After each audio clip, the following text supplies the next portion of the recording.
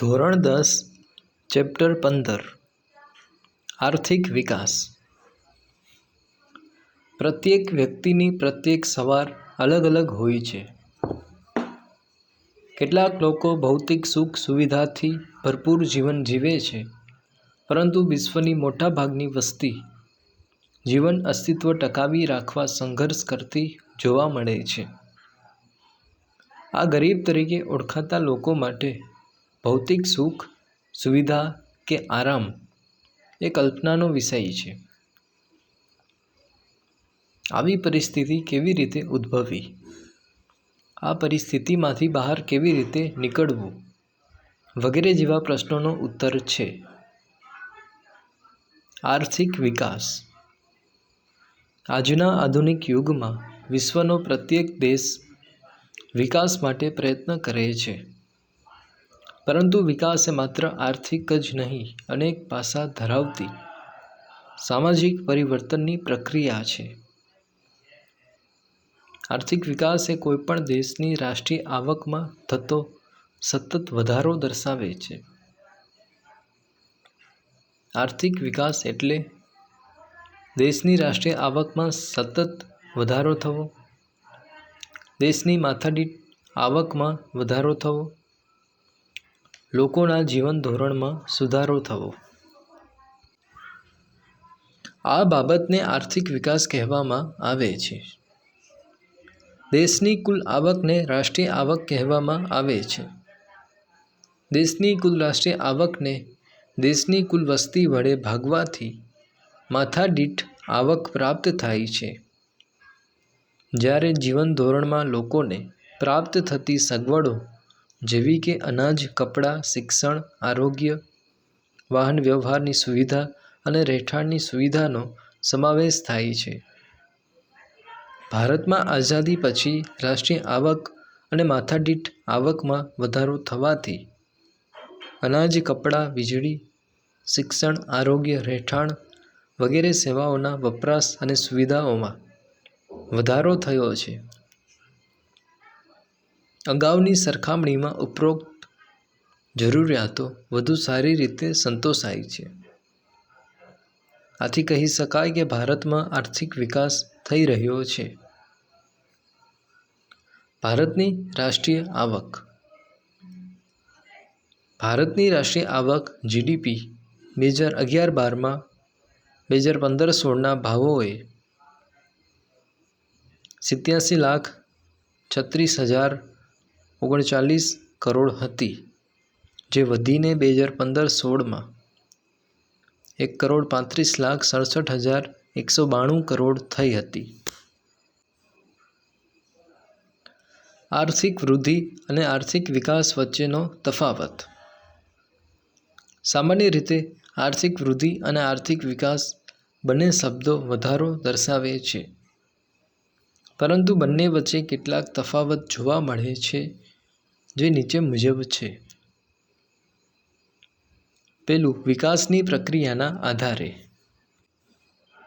આર્થિક વિકાસ એ ગુણાત્મક અને આર્થિક વૃદ્ધિ એ પરિમાણાત્મક છે.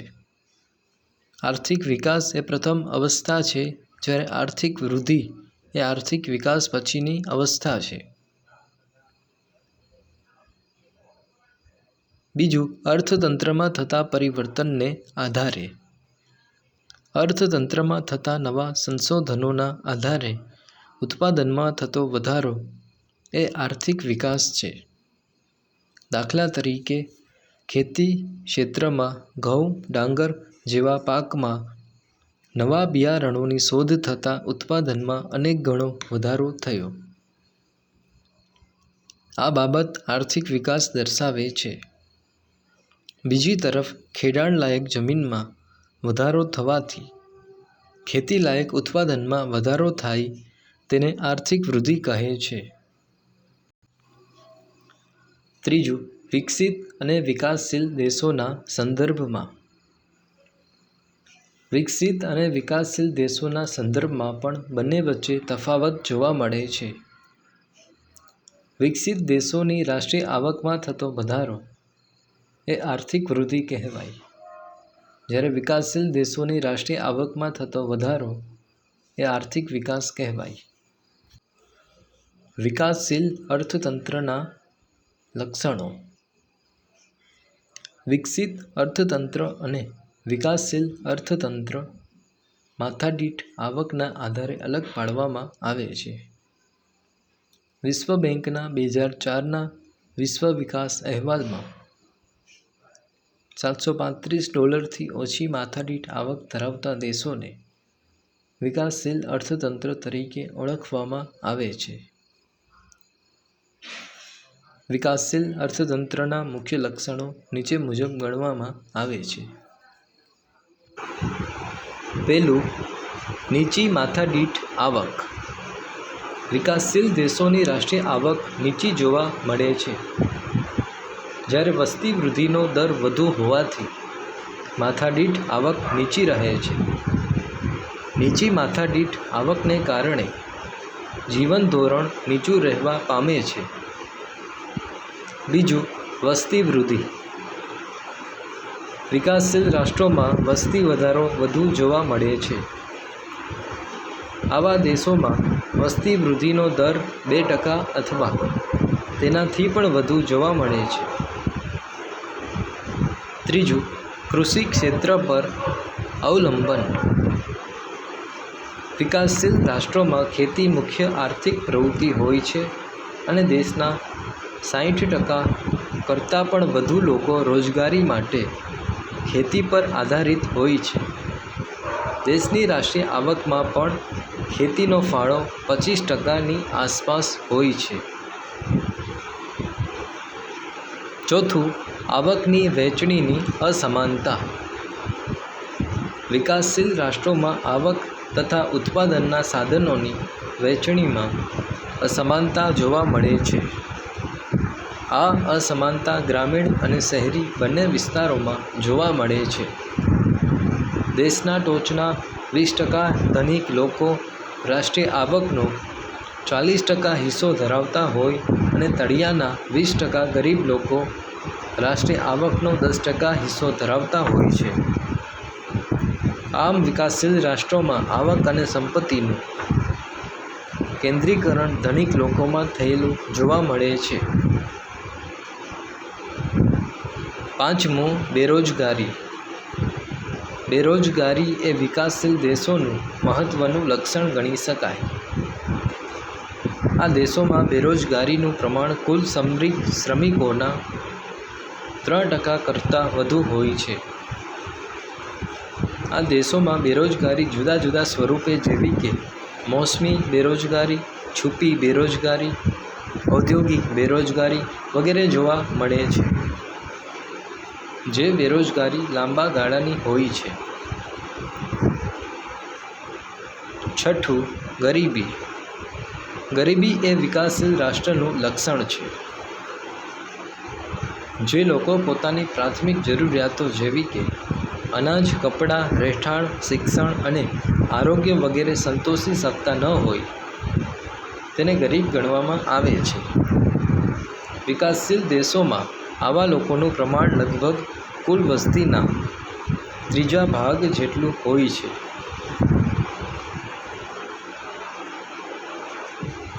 સાતમું, દ્વિમુખી અર્થતંત્ર. વિકાસશીલ દેશોમાં અર્થતંત્રનું સ્વરૂપ દ્વિમુખી પ્રવર્તે છે. એક બાજુ ગ્રામ વિસ્તારમાં પછાત ખેત પદ્ધતિ, જૂની પુરાણી યંત્ર સામગ્રી, રૂઢિચુસ્ત સામાજિક માળખું, ઓછું ઉત્પાદન જોવા મળે છે. બીજી બાજુ શહેરી ક્ષેત્રમાં આધુનિક ઉદ્યોગો, નવી ઉત્પાદન પદ્ધતિ, આધુનિક યંત્રો તેમજ વૈભવી જીવનશૈલી જોવા મળે છે. આઠમું, પાયાની અપર્યાપ્ત સેવાઓ. વિકાસ માટે અનિવાર્ય પાયાની સેવાઓ જેવી કે શિક્ષણ, વાહન વ્યવહાર, સંદેશા વ્યવહાર, વીજળી, આરોગ્ય, બેન્કિંગ વગેરેનો આવા અર્થતંત્રમાં ઓછો વિકાસ જોવા મળે છે, જે દેશના વિકાસ માટે અવરોધક બને છે. નવમું, આંતરરાષ્ટ્રીય વ્યાપારનું સ્વરૂપ. વિકાસશીલ દેશોમાં વિદેશ વ્યાપારનું સ્વરૂપ અને માળખું અલગ જોવા મળે છે. આ દેશો મુખ્યત્વે કૃષિ પેદાશો અને બગીચા પેદાશો તેમજ કાચી ધાતુઓની નિકાસ કરતા હોય છે. આ પ્રકારની નિકાસોની માંગ ઓછી હોય છે અને ભાવો નીચા હોય છે, જેથી નિકાસોની કમાણી ઓછી હોય છે, જ્યારે આયાતો ઔદ્યોગિક પેદાશો અને યંત્ર સામગ્રીની હોય છે. આ વસ્તુઓના ભાવો વધુ હોવાથી આયાતો પાછળનો ખર્ચ વધે છે. આમ વિકાસશીલ રાષ્ટ્રો માટે વિદેશ વ્યાપારની શરતો પ્રતિકૂળ રહેવાથી દેશ ઉપર વિદેશી દેવું વધે છે. આમ વિકાસશીલ દેશોમાં મુખ્યત્વે ઉપર મુજબના લક્ષણો જોવા મળે છે. ભારત વિકાસશીલ રાષ્ટ્ર હોવાથી ઉપરના લક્ષણો વધતે ઓછે અંશે ભારતને પણ લાગુ પડે છે. આર્થિક અને બિન આર્થિક પ્રવૃત્તિઓ. ભારતીય અર્થતંત્રનો પરિચય મેળવતા પહેલાં આપણે આર્થિક અને બિન આર્થિક પ્રવૃત્તિઓનો અભ્યાસ કરીએ. આર્થિક પ્રવૃત્તિ આવક મેળવવાના કે ખર્ચ કરવાના હેતુથી કરવામાં આવતી પ્રવૃત્તિને આર્થિક પ્રવૃત્તિ કહે છે. દાખલા તરીકે ખેડૂત, કારીગર, વેપારી, શિક્ષક વગેરેની પ્રવૃત્તિને આર્થિક પ્રવૃત્તિ કહે છે. બિન આર્થિક પ્રવૃત્તિ જે પ્રવૃત્તિનો હેતુ આવક મેળવવાનો કે ખર્ચ કરવાનો ન હોય તે પ્રવૃત્તિને બિન આર્થિક પ્રવૃત્તિ કહે છે. દાખલા તરીકે માતા પોતાના બાળકને ઉછેરે છે, વ્યક્તિ સમાજ સેવાના કાર્યો કરે વગેરે બિન આર્થિક પ્રવૃત્તિ કહેવાય. ભારતીય અર્થકારણનું માળખું. અર્થતંત્રમાં થતી વિવિધ અસંખ્ય આર્થિક પ્રવૃત્તિઓ કે વિવિધ વ્યવસાયોને 3 મુખ્ય વિભાગોમાં વહેંચવામાં આવે છે: પ્રાથમિક ક્ષેત્ર, માધ્યમિક ક્ષેત્ર અને સેવા ક્ષેત્ર. આર્થિક પ્રવૃત્તિઓના આ વર્ગીકરણને વ્યવસાયિક માળખા તરીકે ઓળખવામાં આવે છે. આ ત્રણેય વિભાગો અને તેમાં સમાવેશ થતી પ્રવૃત્તિઓની ચર્ચા નીચે મુજબ કરી શકાય. પહેલું, પ્રાથમિક ક્ષેત્ર. અર્થતંત્રના આ વિભાગમાં ખેતી તેમજ ખેતી સાથે સંકળાયેલી પ્રવૃત્તિઓ જેવી કે પશુપાલન, પશુ સંવર્ધન, મત્સ્ય ઉદ્યોગ, મરઘા બતકા ઉછેર, જંગલો, કાચી ધાતુઓનું ખોદકામ વગેરે પ્રવૃત્તિઓનો પ્રાથમિક વિભાગમાં સમાવેશ થાય છે. બીજું, માધ્યમિક ક્ષેત્ર. આ વિભાગમાં નાના અને મોટા પાયાના ઉદ્યોગો, બાંધકામ વગેરે પ્રવૃત્તિઓનો સમાવેશ થાય છે. આ વિભાગ ઉદ્યોગ તરીકે પણ ઓળખાય છે, જેમાં ટાંકણીથી લઈને મોટા મોટા યંત્રો સુધીનું ઉત્પાદન કરવામાં આવે છે. ત્રીજું, સેવા ક્ષેત્ર. આ વિભાગમાં અનેકવિધ સેવાઓનો સમાવેશ થાય છે. આવી સેવાઓમાં વ્યાપાર, સંદેશા વ્યવહાર, હવાઈ તથા દરિયાઈ માર્ગો, શિક્ષણ, આરોગ્ય, બેન્કિંગ તેમજ વીમા કંપનીઓ, પ્રવાસ અને મનોરંજન વગેરેની કામગીરીનો સમાવેશ આ ક્ષેત્રમાં થાય છે. સામાન્ય રીતે વિકાસશીલ દેશોમાં પ્રાથમિક ક્ષેત્રનું પ્રભુત્વ હોય છે. રોજગારી તેમજ રાષ્ટ્રીય આવકમાં પ્રાથમિક ક્ષેત્રનો હિસ્સો સૌથી વધારે હોય છે. પરંતુ જેમ જેમ આર્થિક વિકાસ થતો જાય છે તેમ તેમ પ્રાથમિક ક્ષેત્રનું મહત્ત્વ માધ્યમિક અને સેવા ક્ષેત્રની સાપેક્ષતામાં ઘટતું જાય છે અને ઉદ્યોગ ક્ષેત્રે તથા સેવા ક્ષેત્રનો વ્યાપ વધતો જાય છે. ઉત્પાદનના સાધનો. કુદરતી સંપત્તિ અને શ્રમની મદદથી ચીજવસ્તુઓ અને સેવાનું ઉત્પાદન કરવામાં આવે છે. આ ઉત્પાદન કરવા માટે અનેકવિધ સાધનોનો ઉપયોગ થાય છે. આવા સાધનોને 4 ભાગમાં વહેંચવામાં આવ્યા છે: જમીન, મૂડી, શ્રમ અને નિયોજન. આ તમામ સાધનોનો પરિચય નીચે મુજબ છે. પહેલું, જમીન. સામાન્ય અર્થમાં જમીનને આપણે પૃથ્વીની સપાટીના ઉપલા પડ તરીકે ઓળખીએ છીએ.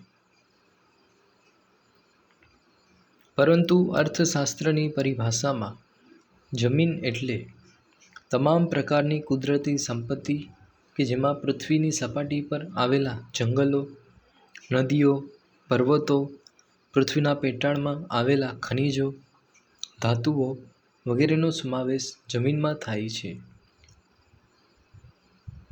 આમ જમીન એ ઉત્પાદનનું કુદરતી સાધન છે. બીજું, મૂડી. ઉત્પાદનની પ્રક્રિયામાં ઉપયોગમાં લેવામાં આવતા માનવસર્જિત સાધનો જેવા કે યંત્રો, ઓજારો, મકાનો વગેરેનો સમાવેશ મૂડીમાં થાય છે.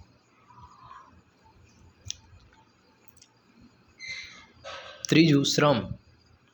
ભૌતિક વળતરની અપેક્ષાએ કરવામાં આવતા કોઈપણ શારીરિક કે માનસિક કાર્યને શ્રમ કહે છે.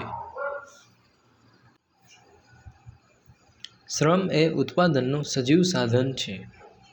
ખેતમજૂરો, કામદારો, શિક્ષકો, ડોક્ટરો, કારીગરો વગેરેના કાર્યને શ્રમ કહે છે. ચોથું, નિયોજન એટલે કે નિયોજક.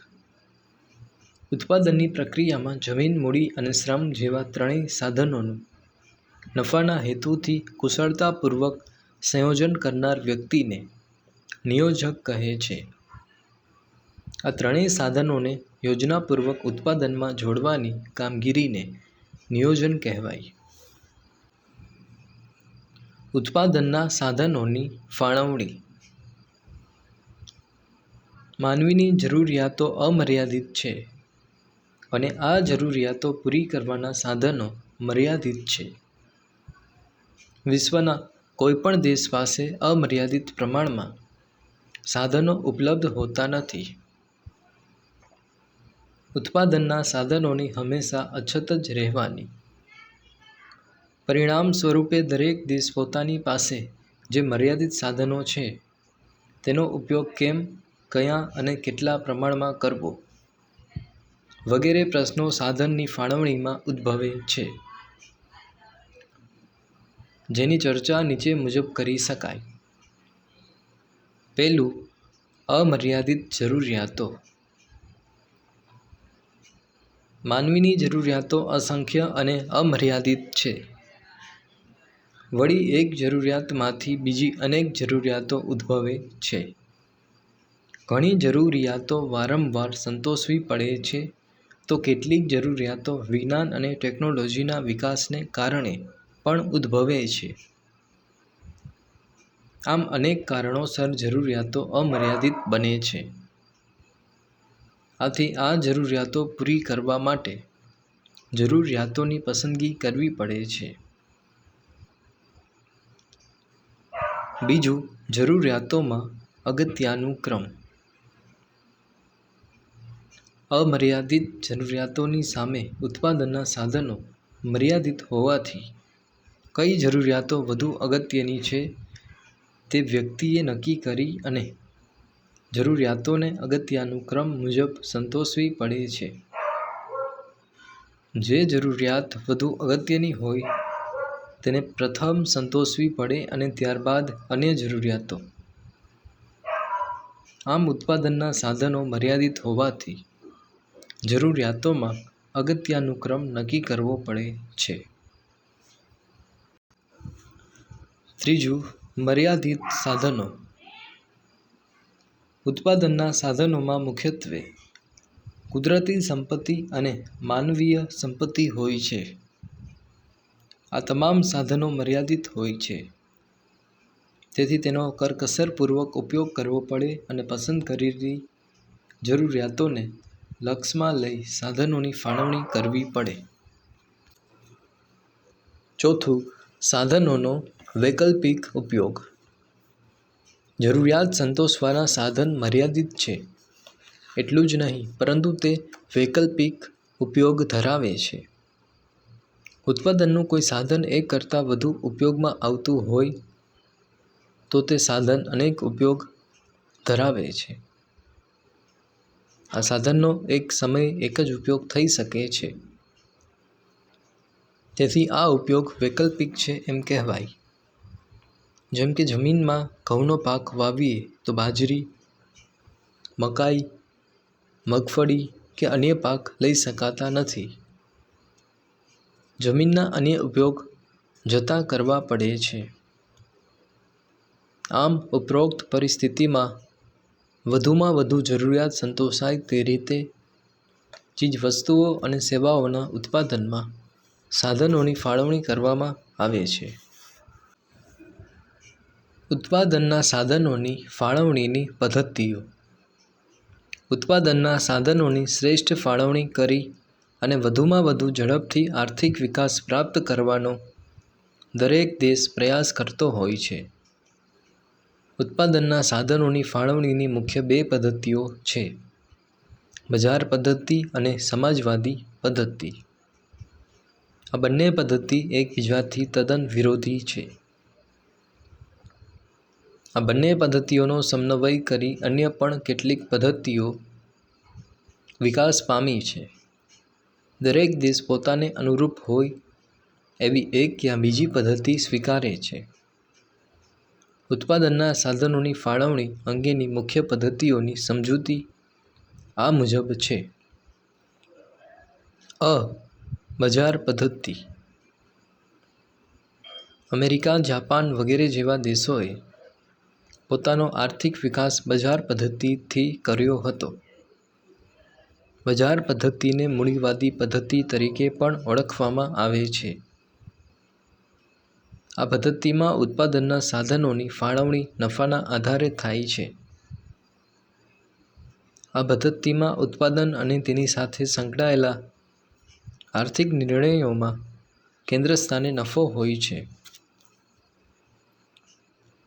લોકોને જે વિવિધ ઉદ્યોગોમાં મૂડીરોકાણ કરવાનું નફાકારક જણાયું તેમાં તેઓએ મૂડીરોકાણ કર્યું. આ પદ્ધતિમાં બજારતંત્ર સંપૂર્ણપણે મુક્ત હોય છે. સરકારની કોઈ ચોક્કસ આર્થિક નીતિ કે ભૂમિકા હોતી નથી. બજારતંત્રમાં સ્પર્ધાનું તત્વ અનોખી કામગીરી બજાવે છે. હરીફાઈયુક્ત બજારમાં મહત્તમ નફો મેળવવા કાર્યક્ષમતા વધુને વધુ ઊંચે લઈ જવી પડે છે. આ પ્રક્રિયાને કારણે અનેક નવા સંસાધનો થાય છે અને ઉત્પાદનની નવી પદ્ધતિઓ શોધાય છે, જેના દ્વારા ઉત્પાદન મહત્તમ થાય છે. આના લીધે દેશનો આર્થિક વિકાસ ઝડપથી થાય છે. આમ બજાર પદ્ધતિમાં સ્પર્ધા કે હરીફાઈનું તત્વ અદૃશ્ય હાથની જેમ સમગ્ર બજાર પર નિયંત્રણ રાખે છે. આ પદ્ધતિમાં રાજ્યનો હસ્તક્ષેપ ન હોવાથી આ પદ્ધતિને મુક્ત અર્થતંત્ર તરીકે પણ ઓળખવામાં આવે છે. બજાર પદ્ધતિના લક્ષણો. ઉત્પાદનના સાધનોની માલિકી વ્યક્તિગત કે ખાનગી હોય છે. બજાર પદ્ધતિમાં આર્થિક પ્રવૃત્તિના કેન્દ્રમાં નફો હોય છે. ગ્રાહકોને પસંદગી કરવાની વિશાળ તક મળે છે. સરકારનો હસ્તક્ષેપ બજારમાં હોતો નથી. ઉત્પાદનના સાધનોની ફાળવણી નફા આધારિત થાય છે. આર્થિક નિર્ણયો ભાવતંત્રને આધારે લેવાય છે. બજાર પદ્ધતિના લાભો. બજાર પદ્ધતિમાં વ્યક્તિનું આર્થિક સ્વાતંત્ર્ય જળવાય છે. ઉત્પાદનના સાધનોનો મહત્તમ અને કાર્યક્ષમ ઉપયોગ થાય છે. મહત્તમ ઉત્પાદન હાંસલ કરી શકાય છે. અર્થતંત્રમાં સતત નવા સંસાધનો થતા રહે છે, જેના કારણે આર્થિક વિકાસને ગતિ મળે છે. સ્પર્ધાને કારણે વસ્તુની ગુણવત્તા શ્રેષ્ઠ બને છે. બજાર પદ્ધતિની મર્યાદાઓ, ખામીઓ. બજાર પદ્ધતિના અનેક લાભો હોવા છતાં તે સંપૂર્ણ નથી. એમાં કેટલીક ખામીઓ કે તેની મર્યાદાઓ છે, જે નીચે મુજબ છે. નફાને ધ્યાનમાં રાખીને ઉત્પાદન થતું હોવાથી મોજ શોખની વસ્તુઓનું ઉત્પાદન વધુ થાય અને પ્રાથમિક જરૂરિયાતની વસ્તુઓનું ઉત્પાદન ઘટે છે. રાજ્યની કોઈ નીતિ વિષયક ભૂમિકા ન હોવાથી કુદરતી સંપત્તિનો દુર્વ્યય થાય છે. ગ્રાહકોની બજાર વિશેની અજ્ઞાનતાના કારણે તેનું શોષણ થાય છે. સંપત્તિ અને આવકનું કેન્દ્રીકરણ થવાથી આવકની અસમાનતામાં વધારો થાય છે. ઇજારાશાહી, આર્થિક અસ્થિરતા, મજૂરોનું શોષણ વગેરેનો ભય રહે છે. બ. સમાજવાદી પદ્ધતિ. બજાર પદ્ધતિની અનેક ખામીઓ તથા નિષ્ફળતાના પરિણામે સમાજવાદી પદ્ધતિનો ઉદ્ભવ થયો. રશિયા અને ચીન જેવા દેશોએ આ પદ્ધતિ અપનાવી ઝડપથી આર્થિક વિકાસ હાંસલ કર્યો હતો. સમાજવાદી આર્થિક પદ્ધતિ એ બજાર પદ્ધતિથી તદ્દન વિરોધી છે. સમાજવાદી આર્થિક પદ્ધતિમાં બધા જ આર્થિક નિર્ણયો રાજ્યતંત્ર દ્વારા લેવામાં આવે છે. ઉત્પાદનના બધા જ સાધનોની માલિકી રાજ્યની હોય છે. આ પદ્ધતિમાં સમગ્ર અર્થતંત્રનું સંચાલન રાજ્ય દ્વારા થાય છે. ઉત્પાદન, મૂડીરોકાણ, સાધનોની ફાળવણી, ઉત્પાદનની વહેંચણી વગેરે સમાજની જરૂરિયાતને ધ્યાનમાં રાખીને રાજ્ય દ્વારા કરવામાં આવે છે.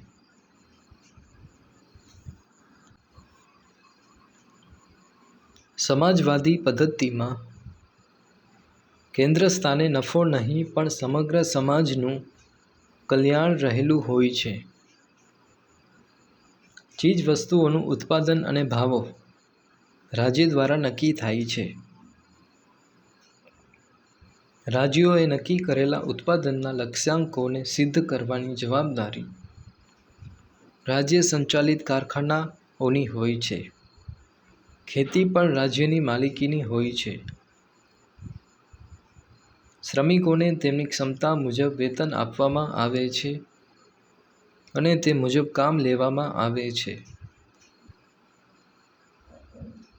સમાજવાદી પદ્ધતિના લક્ષણો.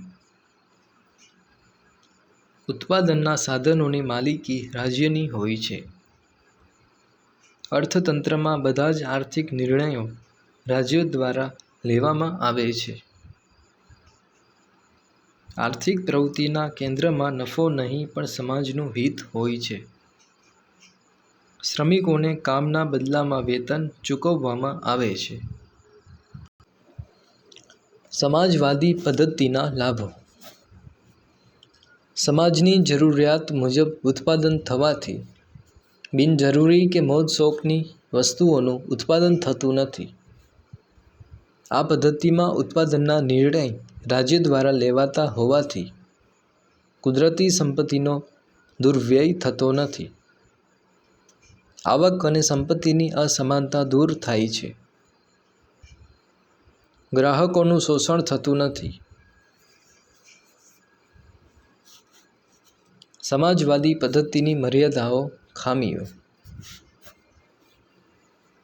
સમાન વહેંચણી અને સામાજિક કલ્યાણના ઉમદા ધ્યેય સાથે અમલમાં આવેલી સમાજવાદી પદ્ધતિમાં પણ કેટલીક ખામીઓ છે, જે નીચે મુજબ છે. ઉત્પાદનના સાધનોની માલિકી રાજ્યની હોવાથી ઉત્પાદન વધારવા માટે પ્રોત્સાહન મળતું નથી. સ્પર્ધા કે હરીફાઈના અભાવના કારણે અર્થતંત્રમાં સંશોધનને વેગ મળતો નથી. આ પદ્ધતિમાં વ્યક્તિગત સ્વાતંત્ર્ય જળવાતું નથી. રાજ્યના સંપૂર્ણ હસ્તક્ષેપના કારણે અમલદારશાહીનો ભય ઊભો થાય છે. મિશ્ર અર્થતંત્ર. બજાર પદ્ધતિ અને સમાજવાદી પદ્ધતિની કેટલીક મર્યાદાઓના કારણે બંને પદ્ધતિઓની કેટલીક સારી બાબતોનો સુમેળ સાધી અને મધ્યમ માર્ગ તરીકે મિશ્ર અર્થતંત્રની પદ્ધતિ અસ્તિત્વમાં આવી. મિશ્ર અર્થતંત્ર એટલે એવી આર્થિક પદ્ધતિ કે જેમાં જાહેર અને ખાનગી ક્ષેત્રનું સહઅસ્તિત્વ હોય અને આ બંને ક્ષેત્રો એકબીજાના હરીફ નહીં પરંતુ પૂરક બનીને કામ કરતા હોય. આ પદ્ધતિમાં ખાનગી વિભાગમાં ખેતી, વ્યાપાર, નાના વપરાશી માલના ઉદ્યોગો વગેરેની માલિકી વ્યક્તિગત કે ખાનગી હોય છે, જ્યારે ભારે ઉદ્યોગો, સંરક્ષણ સામગ્રીના કારખાના, રેલવે, વીજળી, રસ્તાઓ, સિંચાઈ વગેરે પાયાના ચાવીરૂપ ક્ષેત્રોની માલિકી રાજ્યની હોય છે. આ પદ્ધતિમાં બજારો સંપૂર્ણ સ્વતંત્ર હોતા નથી. સરકાર દ્વારા જુદી જુદી રીતે અંકુશો મુકાતા હોય છે. જેમ કે સમાજમાં અનિચ્છનીય વસ્તુઓનું ઉત્પાદન થતું અટકાવવા તેના પર રાજ્ય દ્વારા ઊંચા કરવેરા નાખવામાં આવે. તો એવી જ રીતે પછાત વિસ્તારોમાં ઉદ્યોગો સ્થાપવા માટે રાજ્ય દ્વારા સબસિડી, કરવેરામાં રાહત વગેરે જેવા પ્રોત્સાહનો આપવામાં આવે છે. આમ મિશ્ર અર્થતંત્ર એ એવી આર્થિક પદ્ધતિ છે કે જેમાં આર્થિક નિર્ણયોની પ્રક્રિયામાં આર્થિક આયોજનને મુખ્ય સ્થાન આપવામાં આવે છે. તે માટે ખાનગી અને જાહેર સાહસોનું સહઅસ્તિત્વ સ્વીકારવામાં આવે છે. આ પદ્ધતિમાં અંકુશો કે નિયંત્રણો હોવાથી નિયંત્રિત આર્થિક પદ્ધતિ તરીકે પણ ઓળખવામાં આવે છે. ભારત, ફ્રાન્સ વગેરે દેશોમાં મિશ્ર અર્થતંત્ર જોવા મળે છે. આર્થિક નિર્ણયો અને ઉત્પાદનના સાધનોની ફાળવણી માટે બજાર પદ્ધતિ, સમાજવાદી પદ્ધતિ અને મિશ્ર અર્થતંત્રનો અભ્યાસ આપણે કર્યો. પરંતુ આજે વિશ્વના કોઈપણ દેશોમાં સંપૂર્ણપણે બજાર પદ્ધતિ કે 100% સમાજવાદી પદ્ધતિ અમલમાં નથી. બંને પદ્ધતિઓ પોતાનું વિશિષ્ટ સ્વરૂપ ગુમાવી મિશ્ર અર્થતંત્રમાં ભળી ગઈ છે. બજાર પદ્ધતિમાં આજે આયોજન અને રાજ્યનું નિયંત્રણ જોવા મળે છે, જ્યારે સમાજવાદી પદ્ધતિમાં પણ આર્થિક છૂટછાટો અને આર્થિક ઉદારતાની અસર જોવા મળે છે. પરંતુ મિશ્ર અર્થતંત્રમાં પણ ખામીઓ જોવા મળે છે, જેવી કે આર્થિક અસ્થિરતા, સંકલનનો અભાવ, આર્થિક નીતિઓમાં અસાતત્યતા, આર્થિક વિકાસનો નીચો દર વગેરે મર્યાદાઓ મિશ્ર અર્થતંત્રમાં પણ જોવા મળે છે. પ્રવૃત્તિ: શિક્ષકે વિદ્યાર્થીઓ પાસે નિરીક્ષણ દ્વારા આર્થિક અને બિનઆર્થિક પ્રવૃત્તિઓની યાદી તૈયાર કરાવવી. આપણા દેશની જુદા જુદા વર્ષોની રાષ્ટ્રીય આવકની માહિતી એકત્રિત કરી ચાર્ટ બનાવો. વિદ્યાર્થીઓએ જોયેલા ઉત્પાદનના સાધનોનું વર્ગીકરણ કરાવો અને સ્કેચ બુક બનાવો.